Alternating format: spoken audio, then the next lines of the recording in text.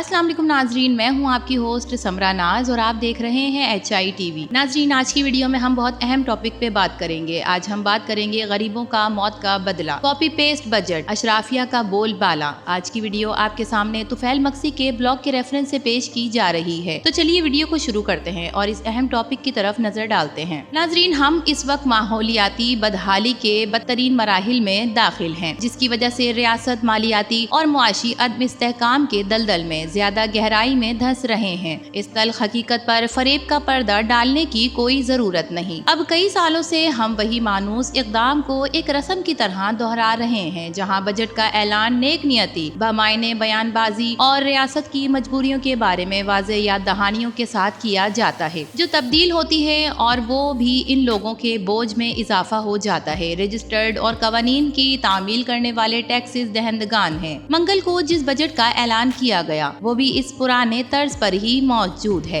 यही वो साल था कि जब इसे कुछ मायने खेज बनाने का बड़ा मौका था, क्योंकि शादो नाजिर ही किसी हुकूमत के लिए दूर रस तब्दीली लाने के लिए हालात इतने ज्यादा साजगार हुए हों। नाजरीन, ताकतवर इस्टेब्लिशमेंट इनके पीछे खड़ी है। पार्लियामेंट में हकीकी अपोजिशन नाम की कोई चीज नहीं। मईशियत में इस्तेहकाम आया है। महंगाई का बेकाबू जिन किसी हद तक काबू में आया है। तेजी से बढ़ते हुए मालियाती और बैरूनी शोबे के खसारे को या तो सरप्लसेस में तब्दील कर दिया गया है या कम अज कम हदूद में लाया गया है। मुल्क में सियासी और माशी इस्तेहकाम आया है। नाज़रीन, अगरचे इस मकाम तक पहुँचने के लिए काफी जद्दोजहद करना पड़ी, लेकिन असल सवाल ये है कि हुकूमत मुश्किल से हाथ आने वाले इस कीमती मौके के साथ क्या कर रही है। हमारे पास जवाब है। हालिया बजट में एक भी इस्लाहाती इक़दाम शामिल नहीं, जबकि इस्लाहाती सिमत की जानिब किसी भी तस्वीराती तब्दीली का इशारा ही नहीं है। हुकूमत का दावा है कि वो बहुत सी मसनूआत पर कस्टम ड्यूटी कम करके बरामदात में इजाफा करना चाहती है, लेकिन कोई ऐसा बरामद कुनिंदा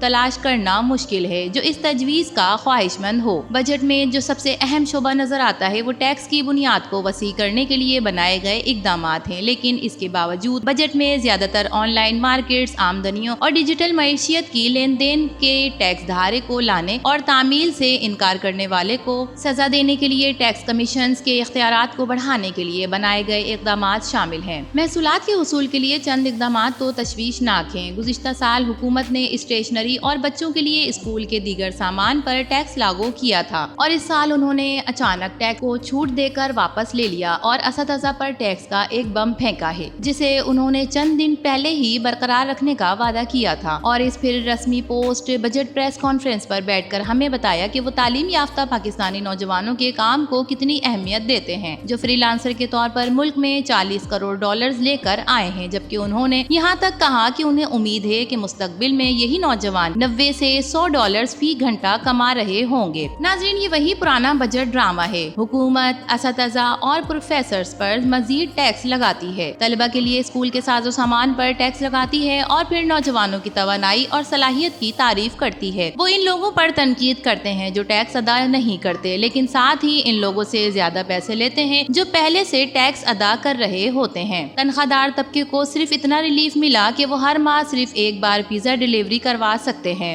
वजीर खजाना ने ये कहकर इसका दिफा किया कि हम दुरुस्त सिमत में आगे बढ़ रहे हैं, ख्वाह तसल्ली बख्श क्यों ना हो, और ये भी इशारा दिया कि एक बार टैक्स बढ़ जाए तो वो कभी कम नहीं होता। गोया वो इंतहाई शाइस्ता अंदाज में ये कह रहे हैं कि अपनी नेमतों पर शुक्रगुजार रहो, और ये कहकर बात खत्म कर दी कि दीगर लोग आपको इससे भी कम देते हैं जो मैंने आपको दिया। नाजरीन, चलिए सफर की दुरुस्त सिमत के हवाले से बात करते हैं। पाकिस्तान में टैक्स इस्लाहात की आखिरी संजीदा कोशिश सन 2009 में reform general sale tax bill था, लेकिन ये बुरी तरह नाकाम हुआ, क्योंकि पार्लियामेंट में हुकूमत के इत्तेहादियों ने भी इसकी हिमायत में वोट देने से इनकार कर दिया। इसके बाद ये हकीकी इस्लाहात के बजाय हुकूमत ने टैक्स कवानीन के तामील करने वाले रजिस्टर्ड टैक्स दहंदगान से ज्यादा रकम बटोरने के लिए मजबूम चालों का इस्तेमाल किया। वक्त गुजरने के साथ उन्होंने टैक्स दहंदगान की नए जुमरे और आमदनी की वजाहत करने के लिए नए तरीके बनाए। सन 2010 की दहाई के वस्त में हुकूमत टैक्स रिटर्न नॉन फाइलर वो शख्स जो टैक्स गोशवारे जमा नहीं करवाते इस नाम से एक नई कैटेगरी लेकर आए। सन 2022 में उन्होंने डैम्ड इनकम ख्याली आमदनी वाले टैक्स नामी एक और जमरा बनाया। इसके अलावा हुकूमत ने एमएनसीटी स्कीम में तरगीबात और जुर्माने की धमकियां दी ताकि नॉन फाइलर्स को रजिस्टर्ड करवाने की कोशिशें की जा सकें और टैक्स देने पर उन्हें मजबूर किया जा सके। اس کا آغاز سن 2024 میں MNCT اسکیم کے نان فائلرز کے بینک ٹرانزیکشن اور ود ہولڈنگ ٹیکس کے ساتھ ہوا۔ پھر 2019 میں FBR کو دسیوں ہزار خاص طور پر خدمات کے شعبے میں نان فائلرز کو نوٹس بھیجنے کے لیے دباؤ ڈالا گیا۔ 2021 میں حکومت نے دکانوں میں پوائنٹ آف سیل مشینوں کا استعمال کرتے ہوئے بھاری رقم جمع کرنے کا منصوبہ بنایا جو ریٹیل سیکٹر میں مرکزی دھارے میں آنے والی تھی۔ سن 2022 میں حکومت نے فیصلہ کیا کہ امیر لوگوں کے غیر فعال افراد سے یعنی دکاندار جس طرح سے آمدنی حاصل کرتے ہیں ان پر اسی طرح سے ٹیکس لگایا جائے، اور یہ بھی کوشش کی کہ وہ کتنی بجلی استعمال کرتے ہیں یا ان کے اسٹور کتنے بڑے ہیں۔ سن 2024 میں تاجر دوست اسکیم کا اعلان کیا گیا۔ یہ اعلان بھی انہی وزیر خزانہ نے کیا جنہوں نے منگل کو بجٹ پیش کیا، اور دہائی پر محیط طویل کوششوں کے بعد ہمارے پاس دکھانے کے لیے کیا ہے؟